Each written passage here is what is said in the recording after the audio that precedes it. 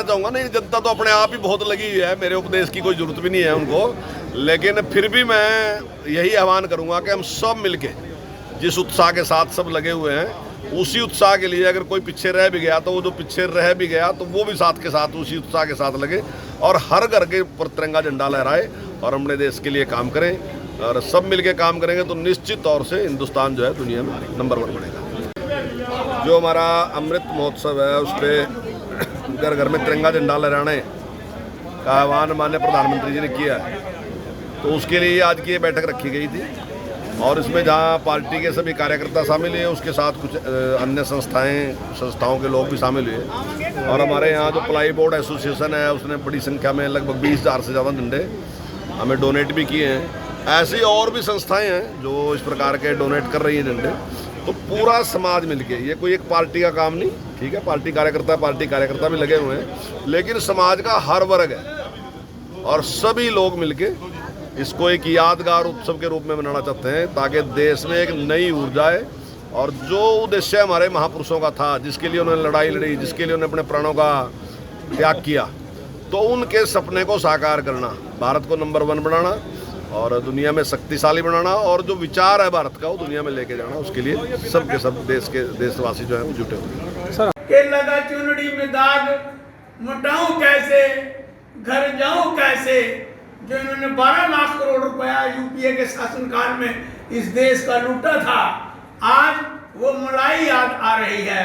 और इसी तरह से मोदी जी के खिलाफ हर रोज कोई ना कोई जहरीला प्रचार करते रहते हैं और जैसे जैसे ये जहर उगलते हैं वैसे ही मोदी जी कुंदन बनकर न केवल हिंदुस्तान में बल्कि सारे विश्व के अंदर जो है आज सबसे tallest leader of the world 75% rating के साथ आज आगे बढ़ रहे हैं।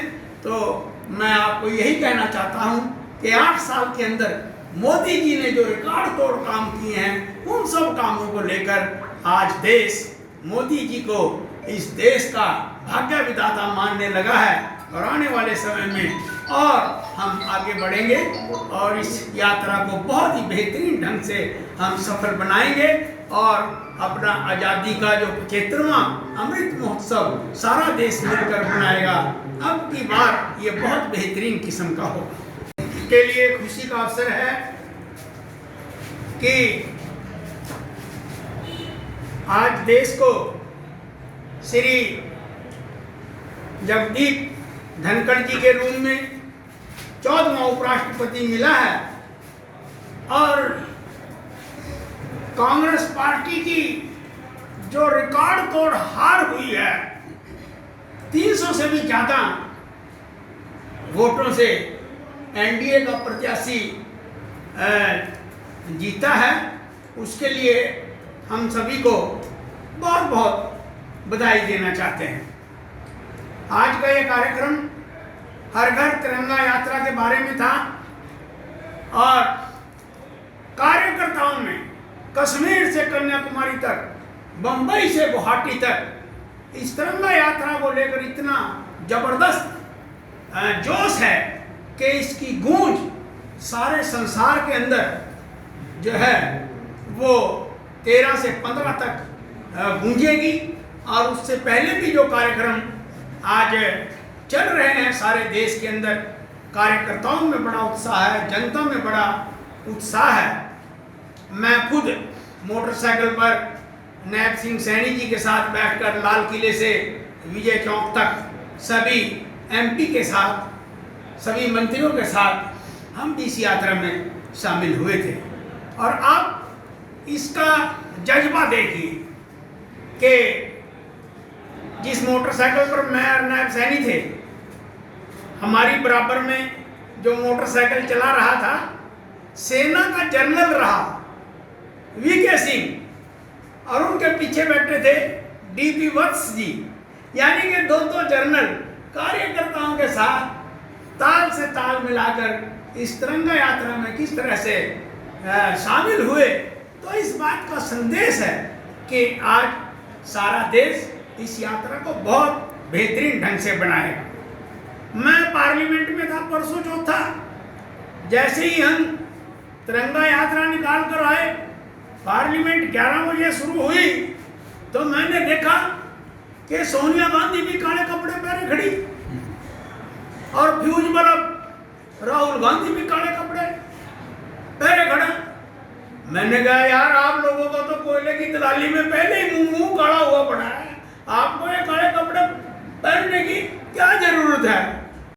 सरकार जो रोक है काले कपड़े और पुलिस ने आपने धक्के से उठवाया। क्या धरने ने उनको जबरदस्ती धक्का मुक्की कर उनके साथ लोग। देखिए ऐसा देश के अंदर लोकतंत्र है, कोई किसी के साथ धक्का मुक्की नहीं करता, खुला प्लेटफॉर्म है। हम तो हर रोज उनको संसद में कहते हैं आओ चर्चा करो, हर बात के ऊपर हम चर्चा करने के लिए तैयार हैं, लेकिन उनके पल्ले कुछ नहीं है। तो हम क्या करें? ना कोई नीति है, ना कोई नेता है, ना कोई उनका मार्गदर्शन करने वाला है।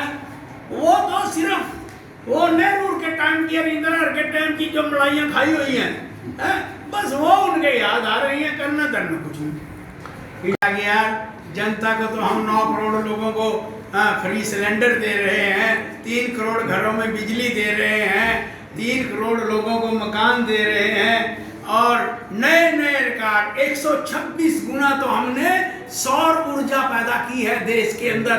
और आज बिजली ना केवल हम जो है वो अपने देश को दे रहे हैं 23 घंटे, बल्कि दूसरे देशों को भी दे रहे हैं। और आपने कहा था सुना दो कुछ, तो मेरे याद आ गया बिजली के मामले में 1977 से पहले जब इंदिरा गांधी के समय में बिजली 2-2, 3-3 दिन तक नहीं आया करती थी, तो मैंने मैं भी गाया करता था उस समय।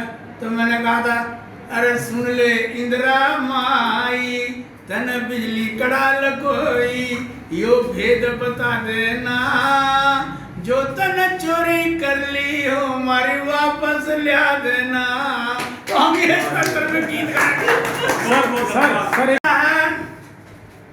अब तो कांग्रेस कह रही है कि ईडी बीजेपी का तोता है। और जब सुप्रीम कोर्ट ने कहा था सीबीआई के बारे में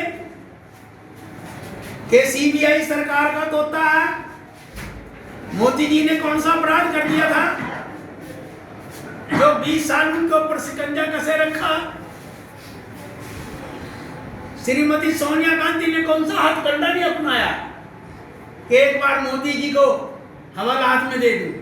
लेकिन उनके पास ना कोई सबूत था, ना मोदी जी ने कोई ऐसा कृत्य किया था जिससे उनके खिलाफ कोई मामला बनता।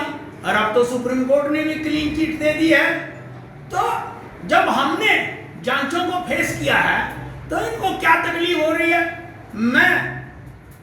मैं 4 साल वहां अम्बाड़ा कोर्ट में बैठा रहा। सवेरी 10 बजे बैठता था, 5 बजे मेरे को जज भेजता था। मेरा लेना नहीं देना, वो अमरनाथ शराइन बोर्ड को लेके एक धरना लगा था डांगरी पे, और मैं भी उस धरने में, हालांकि मैं बाद में शामिल हुआ था, लेकिन सारा ही मेरे ऊपर मर दिया। एक गेंदा राम पता नहीं घर में मर गया था, पता नहीं मराया आया 3 व्हीलर और मेरे सिर चेप दिया कि कटारिया न मरवाया है, तो इसको मेडिकल सपोर्ट नहीं मिली।